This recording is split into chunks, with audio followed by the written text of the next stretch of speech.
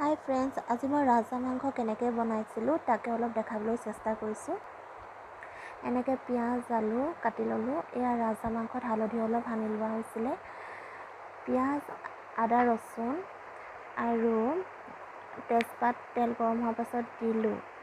এতিয়া মাংসখিনি দি অলপ সময় ভাজি আছোঁ।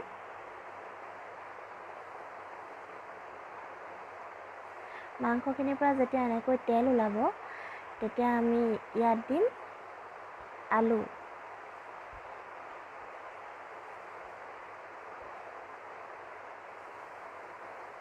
আলুখিনি এনেকৈ ভালদৰে মাংস তেলৰ লগত মিলাই লোৱা হ'ল।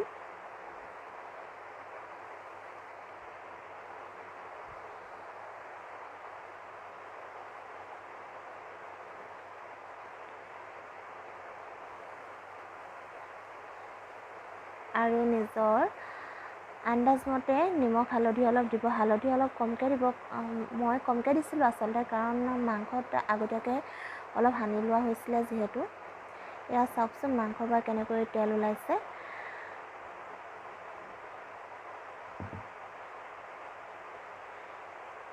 এনেদৰে আলু আধা সিজা হোৱাৰ পাছত গৰম পানী দি পেলাই অলপ সময় সিজালোঁ। ইয়াৰ পাছত আমাৰ ৰাজহাঁহ মাংস ৰেডি হৈ গ'ল।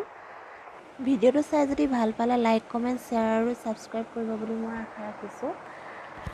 আজিলৈ আহোঁ।